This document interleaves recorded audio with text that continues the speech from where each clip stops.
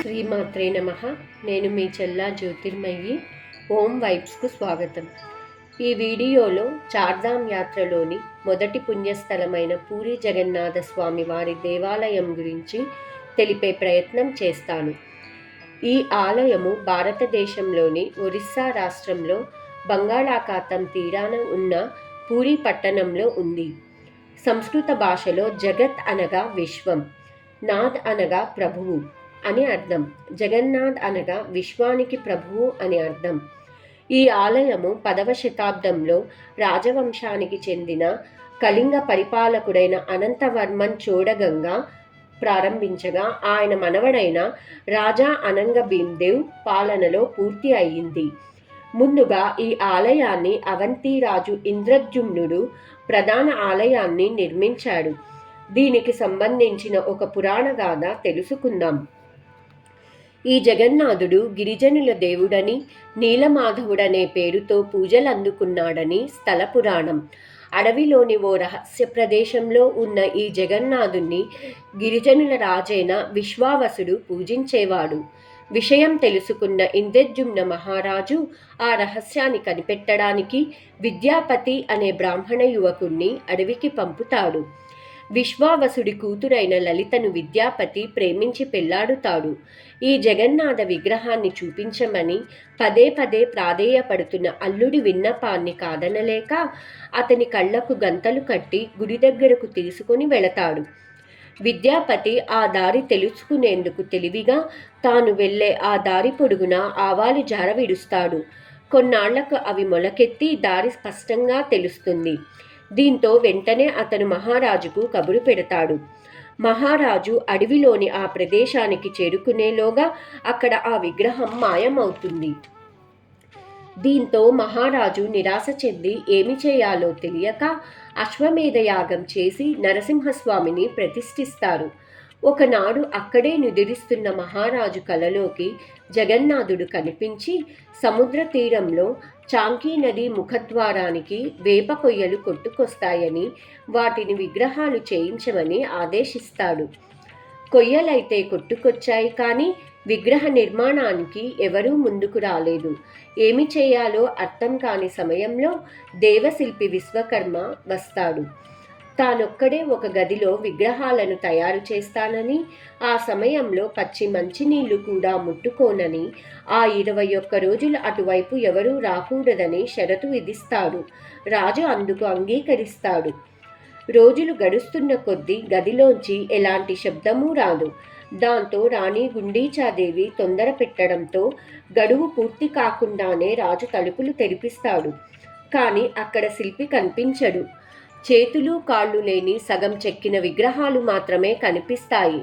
రాజు పశ్చాత్తాపంతో ఉండగా అతనికి ఒక స్వరం వినిపిస్తుంది.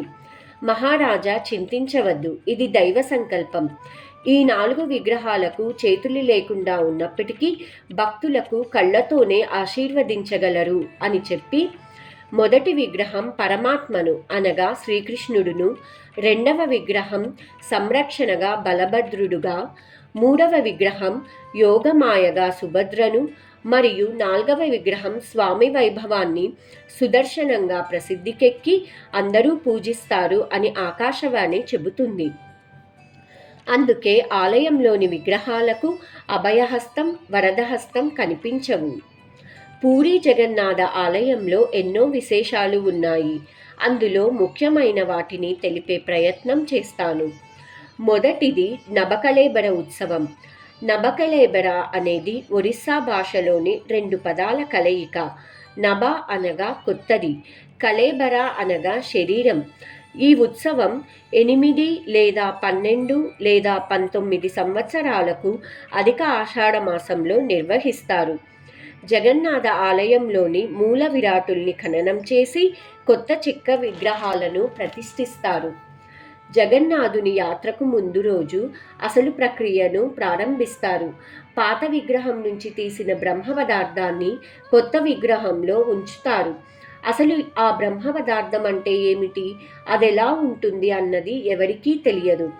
కొందరు పండితులు విశ్వకర్మనే బ్రహ్మ పదార్థాన్ని విగ్రహాలలో పెట్టారని, మరికొందరు అది కృష్ణుడి హృదయమని, మరికొందరు నరసింహస్వామి శాలిగ్రామమని చెబుతున్నారు. కానీ ఇంతవరకు అధికారిక ప్రకటన లేదా స్పష్టమైన ఆధారాలు లేవు. అది ఒక దైవశక్తి అని నమ్ముతారు. ఈ బ్రహ్మ పదార్థం మార్పిడి ప్రక్రియ చాలా రహస్యంగా, అత్యంత నియమనిష్టలతో జరుగుతుంది. ఈ కార్యక్రమం జరగడానికి ముందు ఆలయంలో ఎవరూ లేకుండా చూస్తారు. తరువాత బ్రహ్మ పదార్థాన్ని మార్చే 4 దైతాధిపతులకు కళ్లకు గంతలు కట్టి, చేతులకు వస్త్రాలు చుట్టి ఆలయములోకి ఒక వ్యక్తి సహాయముతో ప్రవేశించి, ఆ వ్యక్తి వెళ్ళిపోయాక పాత విగ్రహాల నుంచి తీసిన బ్రహ్మ పదార్థాన్ని కొత్త విగ్రహాల్లో ప్రవేశపెట్టిన తరువాత జగన్నాథుడి ఉత్సవాలు ప్రారంభమవుతాయి. ఈ బ్రహ్మ పదార్థం మార్చేటప్పుడు పూరీ నగరంలో విద్యుత్ సరఫరా ఉండదు. ఇలా చేయడంలో ఒక జీవిత సత్యం ఉంది. అది ఏమిటంటే, ఆత్మ అనేది శాశ్వతం. అది ఒక శరీరం నుంచి ఇంకో శరీరానికి మారుతూ ఉంటుంది. ఈ సత్యాన్ని నబకళేబర ఉత్సవం సూచిస్తుంది.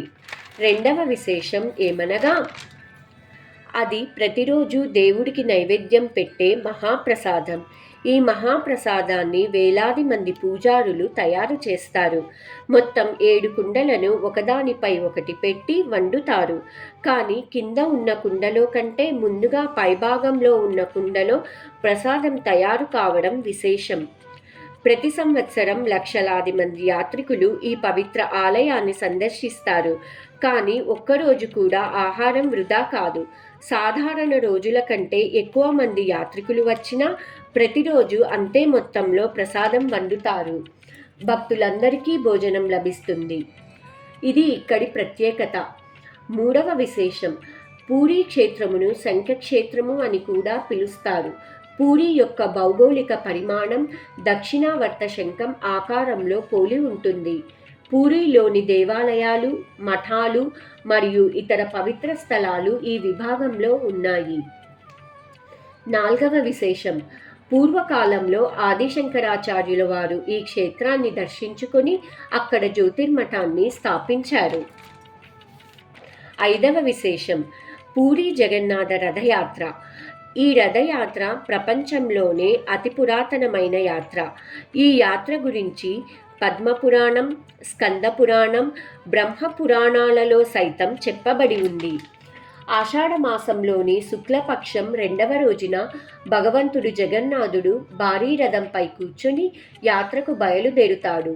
ఈ పవిత్రమైన సందర్భంలో జగన్నాథునితో పాటు అతని అన్నయ్య బలభద్రుడు మరియు సోదరి సుభద్ర కూడా తన భక్తులకు దర్శనం ఇవ్వడానికి ఆలయం నుండి వచ్చి నగరం చుట్టూ చుట్టి గుండీచా ఆలయానికి వెళతారు. జగన్నాథుడు గుండీచా ఆలయం నుంచి మౌసీమా అనే గుడి దగ్గర ఆగి అక్కడ తమకి ఇష్టమైన ప్రసాదాన్ని స్వీకరించి ప్రధాన ఆలయంకి బయలుదేరుతాయి. గుడికి తిరిగి వచ్చిన తరువాత దేవుడి విగ్రహాలను బంగారు ఆభరణాలతో అలంకరించి భక్తులకు దర్శనమిస్తారు. ఇలాంటివి ఇంకా ఎన్నో విశేషాలు పూరీ జగన్నాథ స్వామి వారి ఆలయంలో మనం చూడవచ్చు.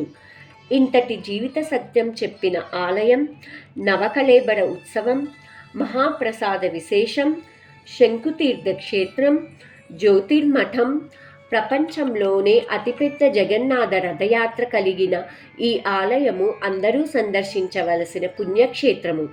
ఇంతటితో పూరీ జగన్నాథ ఆలయ విశిష్టత సంపూర్ణం. ఇది చార్ధామ్ యాత్రలోని మొదటి దైవ దర్శనం. సర్వే జన సుఖినో భవంతు. ఈ వీడియోను లైక్ చేయండి, షేర్ చేయండి, కామెంట్ చేయండి, సబ్స్క్రైబ్ చేయండి. మరొక వీడియోలో చార్ధామ్ యాత్రలోని 2వ పుణ్యక్షేత్రమైన రామేశ్వరం గురించి తెలిపే ప్రయత్నం చేస్తాను. అందరికీ శుభం జరగాలని కోరుకుంటూ మీ చెల్లా జ్యోతిర్మయి.